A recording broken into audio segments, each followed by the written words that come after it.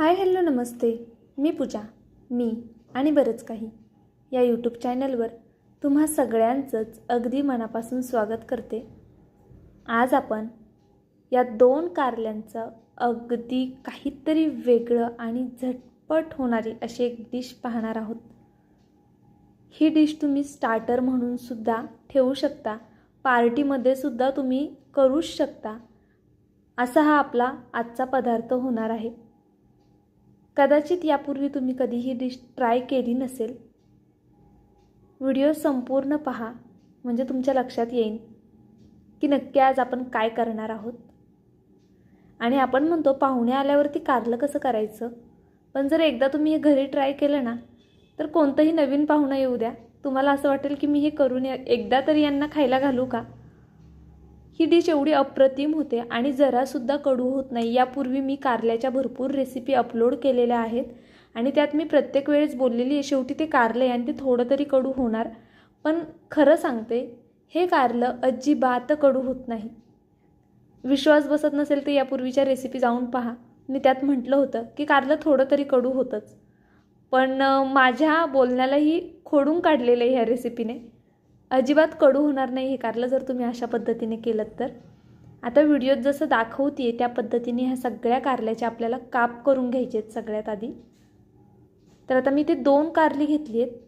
तुम्ही जितक्या माणसांसाठी करताय त्या क्वांटिटीमध्ये कारली घेऊ शकता. मी 2 माणसांच्या हिशोबाने ही कारली घेतलेली आहेत. आणि बिया जर मधल्या खूप निबार असतील तर काढून टाकल्यात तरीसुद्धा चालेल. आता ही सगळी कारली आपण एका बाउलमध्ये काढून घेऊया आणि छान अशी पातळच कापायची आहेत जशी दाखवली आहेत तशी. यामध्ये 1 चमचा भरून मीठ घालणार आहे मी. मीठ घालायचं भरपूर, कारण की ते नंतर निघून जाणार आहे. आणि यामध्ये 1 लिंबाचा रस घालूया. लिंब थोडी हिरवी असल्यामुळे त्याचा रस कमी आहे म्हणून मी पूर्ण 1 लिंबू घेतले. जर पिवळं लिंबू असेल किंवा रस भरपूर असेल लिंबाला तर अर्धच लिंबू घेतलं तरीसुद्धा चालणार आहे. तर आता इथे मी संपूर्ण लिंबाचा असा रस काढून घेणार आहे आणि हे संपूर्ण आपल्याला व्यवस्थित छान चोळून घ्यायचे आहे कारल्यांना. असं केल्यामुळे काय होतं, कारल्याचा जो कडूपणा असतो तो पूर्णपणे निघून जातो. नक्कीच या पद्धतीने एकदा करून पहा तुम्ही.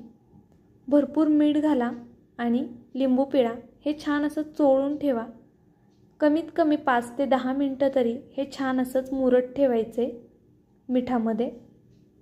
तर आता मस्त असं बघा कारलं मी छान चोळून घेतलेलं आहे मीठ आणि लिंबू कारल्याला.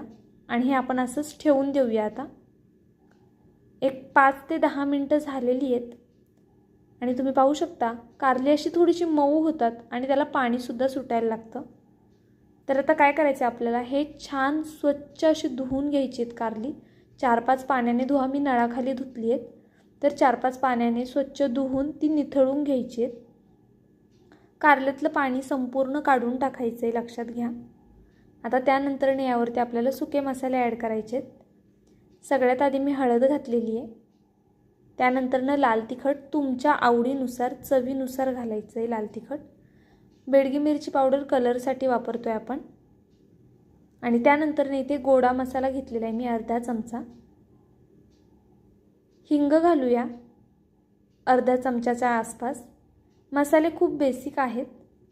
इथे लसूण ठेचून बारीक कट करून घेतलेला आहे. तुम्ही मिक्सरला वाटून घेतलात तरीसुद्धा चालेल. त्यानंतरनं भरपूर अशी कोथिंबीर घालायची आहे आणि शेवटी मीठ घालायचं आहे. यामध्ये मीठ आपण आधीसुद्धा घातलं होतं, पण ते धुवून घेतल्यामुळे त्याचं मीठ संपूर्णपणे निघून जातं. त्यात जराही मिठाचा अंश राहत नाही, त्यामुळे नंतरनं थोडंसं मीठ नक्कीच घाला. आता मीठ घालून झालं की हे छान असं एकजीव करून घ्यायचं आहे. संपूर्ण मीठ आणि मसाला प्रत्येक फोडीला लागला गेला पाहिजे अशा पद्धतीने चोळून घ्या. नाहीतर मग आधीमध्ये जर मीठ राहिलं किंवा मसाला जास्त राहिला तर मग खाताना प्रत्येक घास वेगळा लागेल. तर अशा पद्धतीने संपूर्ण चोळून पहा. मी व्यवस्थित असं हा मसाला सगळा लावून घेतलेला आहे. आता आपण एका प्लेटमध्ये रवा घेऊया. बारीक रवा आहे हा. आणि साईडला कॉर्नफ्लॉवर घेतलेलं आहे 1 चमचा. 2 चमचे रवा, 1 चमचा कॉर्नफ्लॉवर. त्यामध्ये थोडंसं मीठ घातलं आहे, थोडी हळद घातली आहे आणि बेडगी मिरची पावडर घातली आहे. त्यानंतरनं चाट मसाला घालायचा आहे. तुम्हाला हवं असेल तर इथं तुम्ही लाल तिखटसुद्धा थोडंसं घालू शकता. मी घातलं नाही आहे आत्ता. आता हे व्यवस्थित छान मिक्स करून घेऊया. चाट मसाला नक्कीच घाला. चाट मसाला नसेल तर आमचूर पावडर घातली तरीसुद्धा चालेल. आता एका साईडला मी तवा गरम करायला ठेवला आहे आणि आता हे सगळं बॅटर छान असं कोट करून घ्यायचं आहे आपल्याला. जसे आपण मासे कोट करतो ना रव्यामध्ये, अगदी तसं. श्रावणमध्ये थोडासा माशांचासुद्धा फील आला पाहिजे ना, त्यामुळे मग ही रेसिपी खास मी तुमच्यासाठी घेऊन आली आहे श्रावणमधली. आता तुम्हाला वाटेल मासे तळतो तसे तळायचे, पण व्हिडिओ संपूर्ण पहा म्हणजे तुम्हाला समजेल की हे कुरकुरीत कसं होणार आहे. आता पाहू शकता तुम्ही, संपूर्ण असा रवा मी व्यवस्थित लावून घेतला आहे. आपण मासे नॉर्मली तळताना एक एक करून एकेका पीसला रवा लावतो आणि लगेच पॅनमध्ये टाकतो, पण हे संपूर्ण लावून घेतलेत तरी चालेल. फक्त एवढी काळजी घ्या की लावून झाल्यानंतरनं तवा तापायला ठेवू नका, नाहीतर मग तोपर्यंत ते मऊ पडतात. त्यामुळे एकीकडे तवा तापायला ठेवायचा आणि लगेचच रवा लावायला घ्यायचा.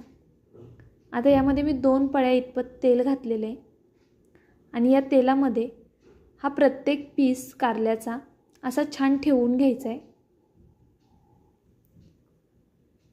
लक्षात घ्या, आपण ज्यावेळेस तवा तापायला ठेवला होता त्यावेळेस मीडियम गॅसवरच ठेवला होता आणि आत्तासुद्धा गॅस मीडियमच आहे. गॅस खूप जास्त फास्ट करू नका, नाहीतर मग कारलं फक्त कलर चेंज होतो त्याचा आणि ते कच्चं राहतं आणि मग ते कडू लागू शकतं. आपल्याला कारलं पूर्णपणे शिजवायचं सुद्धा आहे आणि ते कुरकुरीतसुद्धा करायचं आहे. त्यामुळे मीडियम गॅसवरती हे कारलं असंच होऊन द्यायचं आहे आपल्याला. आता ही सगळी कारली ठेवून झाली, त्यानंतरनं एक 2 ते 3 मिनटानंतरनं आपल्याला ही कारली पलटवून घ्यायची आहेत. पूर्ण किती वेळ लागतो कारलं व्हायला ते सुद्धा मी पुढे सांगणार आहे. तर आता असं एक एक करून मी चिमट्याच्या सहाय्यानेच ही कारली अशी पलटवून घेते आहे. तुम्ही कलथ्याने किंवा चमच्याने अगदी तुम्हाला सोयीस्कर होईल त्याने पलटून अशी घ्यायची आहेत कारली.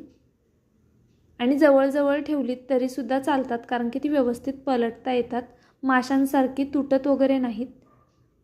आणि मध्ये मध्ये असा पॅन हलवायचा आहे, कारण की पॅनमध्ये पातळ असतो आणि साईडने थोडा जाड असतो. त्यामुळे मध्ये मध्ये असा पॅन सगळीकडनं हलवत कारली सगळी शिजवून घ्यायची आहेत आपल्याला अशी. आणि कारली दोन्ही साईडनी छान झाली की त्यानंतरनं गॅस एकदम बारीक करायचा आणि पुन्हा 5 मिनटं तसंच होऊन द्यायचं. ह्या कारल्यांना शिजायला आणि कुरकुरीतपणा यायला कमीत कमी 10 ते 12 मिनटं लागतात, जास्तीत जास्त 15 मिनटं लागू शकतात. तुम्ही पाहू शकताय मस्त कुरकुरीत आणि अगदी माशांनाही मागे सरेल अशी आपली कारली बनवून तयार झालीत.